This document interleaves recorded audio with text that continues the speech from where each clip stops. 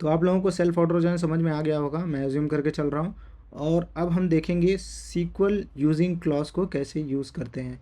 ठीक है, अब मैं इसके लिए क्या करूँगा, जो हमारा ये टेबल है मैं इसी को ले लेता हूँ। ठीक है, तो यहाँ पे मैं इसको कॉपी कर लेता हूँ। ठीक है, यहाँ तक। और कॉपी करने के बाद मैं इसी का एग्जांपल लूँगा, सीक्वल यूजिंग क्लॉज कब यूज़ करते हैं हम। तो यहाँ पे देखिए मैंने इसको लिया और हमारा ये मैचिंग टेबल नहीं है, तो मैं इसको डिलीट कर देता हूँ। तो मैं यहाँ पे क्या कर रहा हूँ, यूजिंग क्लॉज के लिए यहाँ पे SQL client table, payment table दोनों को यहाँ पे ले रहा हूँ। तो मैं यहाँ पे SQL invoicing DB, okay, DB भी सेलेक्ट कर लिया। अब यहाँ पे देखिए जब हम लेफ़्ट आउटर जॉइन या राइट आउटर जॉइन यूज़ करते हैं तो आप यहाँ पे देख पाएंगे पेमेंट्स मेथड मैंने यूज़ किया पी, क्लाइंट्स को पेमेंट्स मेथड का एलियस पी दिया, क्लाइंट्स का सी दिया।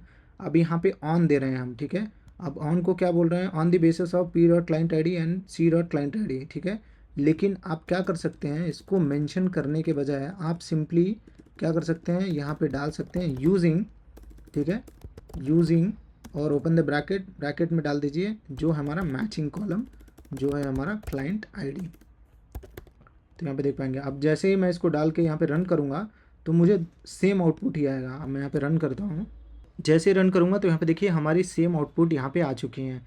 ठीक है, तो आप क्या कर सकते हैं, अगर आपके मैचिंग कॉलम्स हैं 2-3 टेबल में, तो यहाँ पे देखिए मेरे केस में क्लाइंट आईडी यहाँ पे भी है, क्लाइंट आईडी यहाँ पे भी है। तो यहाँ पे मैं क्या कर सकता हूँ, इस दोनों टेबल को ईजिली यहाँ पे मैच कर सकता हूँ। आप चाहिए तो क्या कर सकते हैं, अगर आपके पास थर्ड टेबल है सेम मैचिंग कॉलम से तो आप यूज़ कर सकते हैं, मेरे केस में नहीं है।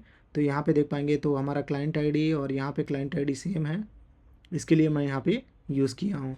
तो मैं आपको एक और चीज़ दिखाता हूँ। देखिए अभी इन्वॉइसेस टेबल में मल्टीपल आउटर जॉइन कैसे यूज़ करते हैं, लेफ्ट जॉइन वगैरह। तो देखिए इन्वॉइसेस टेबल में अगर आप देखेंगे तो यहाँ पे भी मेरी एक मैचिंग कॉलम है जो आपको यहाँ पे दिखेगा अभी। तो यहाँ पे देख पाएंगे हमारी जो क्लाइंट आईडी है वो है हमारी मैचिंग कॉलम यहाँ पे टेबल से, यहाँ पे देख पाएंगे क्लाइंट आईडी इससे भी मैच हो रहा है। तो मैं यहाँ पे क्या करूँगा, अब यहाँ पे जाता हूँ तो मैंने फर्स्ट कंडीशन तो यहाँ पे ज्वाइन कर दिया है। अब मैं यहाँ पे एक और ज्वाइन करूँगा लेफ़्ट, फिर से मैं दूंगा लेफ़्ट जॉइन या आउटर जॉइन, कुछ भी दे सकते हैं आप, आपको जो भी प्रेफरेंस लगे, ठीक लगे। और इसको मैं ज्वाइन करूँगा इनवॉइसेस टेबल से। तो मैं यहाँ पे इनवॉइसेस टेबल ले लेता हूँ और इसको मैं नेम दे देता हूँ आई।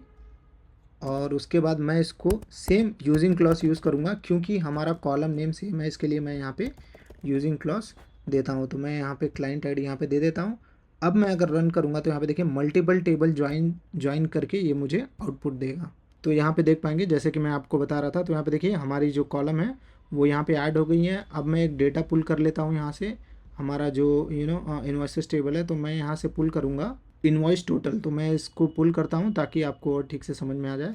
तो मैं यहाँ पे बोलूँगा आई डॉट इनवॉइस टोटल। अब मैं इसको जब रन करूँगा तो आप देखेंगे हमको एक और कॉलम देखने के लिए मिलेगा और वो हमारी थर्ड टेबल से आ रही होगी।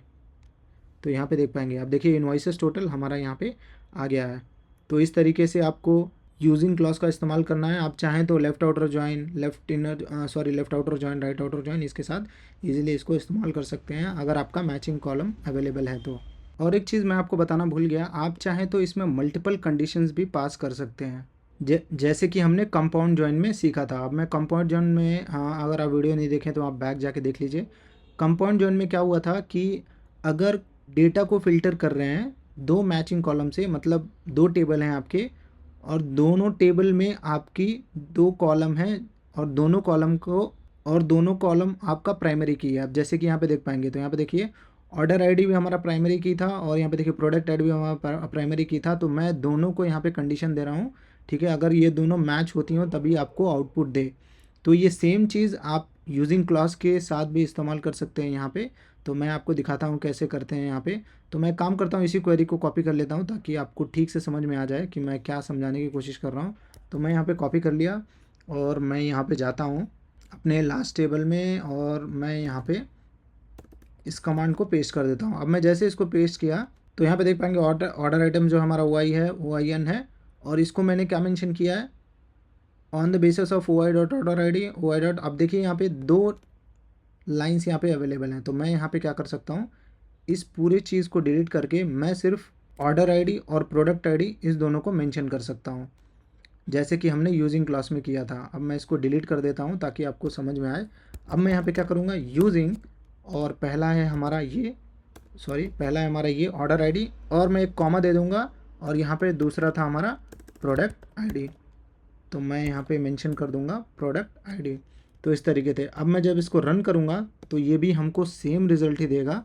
तो यहाँ पे शायद मुझे डीबी चेंज करना पड़े, ये हमारा स्टोर डीबी है, और अब मैं रन करूँगा तो ये हमको आउटपुट कुछ इस तरह का दे देगा। लेकिन अभी देखेंगे मेरे किस में ब्लैंक है, तो ब्लैंक क्यों है वो भी मैं इस वीडियो में समझाया हूँ, क्योंकि हमारा दोनों कंडीशन सेटिस्फाई होता ही नहीं है, क्योंकि हमारे दोनों टेबल्स में प्राइमरी जो मैचिंग की है दोनों कॉलम की वो एग्जैक्टली सही नहीं है इसके लिए। लेकिन इस तरीके से आपको यूजिंग क्लॉज यूजिंग क्लॉज का यूज़ करना है तो आप यहाँ पे आउटर जॉइन मेंशन कर सकते हैं। तो इस तरीके से भी आप डाल सकते हैं आउटर जॉइन या लेफ़्ट जॉइन या राइट जॉइन।